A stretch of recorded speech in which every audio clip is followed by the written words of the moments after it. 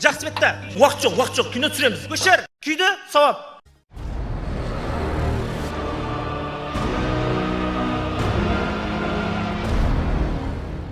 Ғарыштық корабльдің осылай құлағанынан шыны ыдыстардың бүтін қалатынына сену қиын. Малайзия тропикте орналасса да, ауыздан қыстағыдай бу шығады екен. Сосын бұл мемлекетте көліктер сол жағымен жүріп, рульдары оң жағында болу керек. Компьютерлік графика еш салмақсыз, еш шынайылықсыз. Жарық прожекторлар келесі кадрда өшіп үлгереді. Домалақ тігіс те сәйкесінше жоғалып кетеді. Малайзияда жыл бойы жаз болса да, жапырақтар күзді сағынып сарғайып кетті.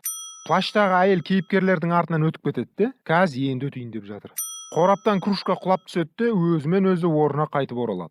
Көз алдында қолының қылышқа айналып мүмкін емес тәсілмен адамды өлтіргенін көре тұра, қашып кетудің орнына мына ақмақтар бәкімен ғана шабуылдаған нес? Симбиот та ақмақ екен. Тасымалдаушы ретінде кемпірді таңдаған нес? Одан ширақтау, жастау адам құрып қалды ма?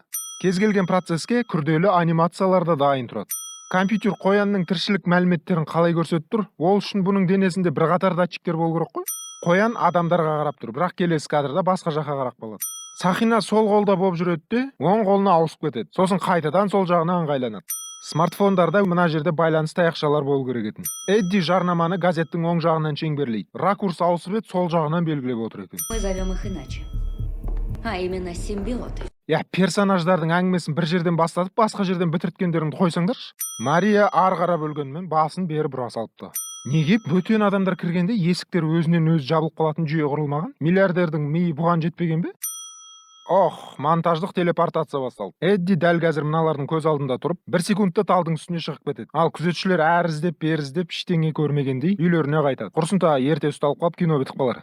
Оның үстінен олардың мойнына сюжеттік оқтау тығып қойғандай жоғары қарай алмайды.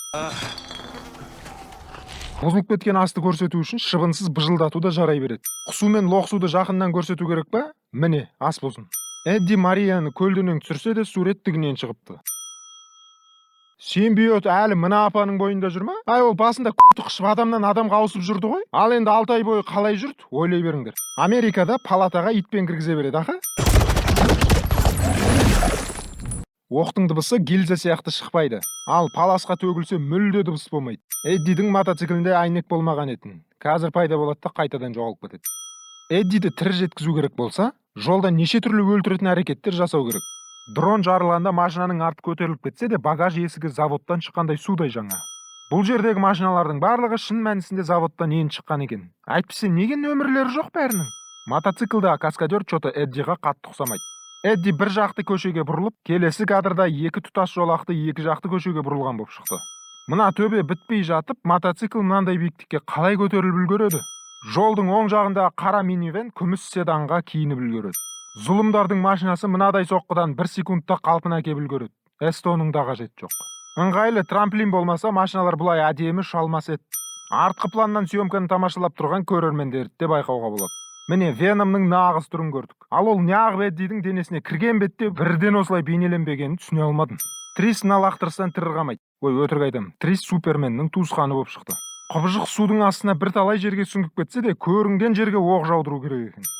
Осыған дейін симбиоттар адамға кіріп алған кезде зомби ұқсап жүруші еді, енді кішкентай қызға кіргенде сүйкімділігін бұзбайын депті. Дэн телефонды оң қолына, ал планшетті сол қолына ұстап тұрып, кадр ауысқанда астарынан су шыққандай орындар ауысып кетеді. Ұшақтар қаланың ғимараттарына тақалып ұшпайды. Ондай болса заңдағы нормативтерді бұзар еді. Бастықтың офисін бұзғанша лабораториядағы суреттер телефон мен почтаға жібере салмадың ба? Баста ми жоқ, аяққа тыныштық жоқ. Фильм Sony деп басталса, техниканың барлығы тек Sony болатыны сөзсіз. Бірақ бұл логотип бағана қайда қаңғырып жүр? Кабинет өте биікте тұрғандай көрінсе де 8-ші қабатта орналасқан екен. Веноммен шығасың ба? Шықпайым дәу ғой. Жоқ, шығам бірдей екен. Қоссаңдаршы енді аппаратты. Не күтіп тұрсыңдар? Кәз вентиляциямен қашып кетеді ғой. Әкеңнің артқы аяғы.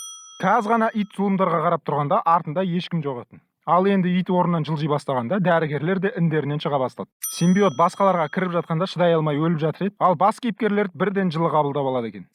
Миллионы, и все они последуют за мной. Қалай сендер миллион өздеріңдей симбиотты жерге алып келесіңдер? Ана тұрған ракетамен 1-2 рейс жасап толтырам деп тұрсыңдар ма?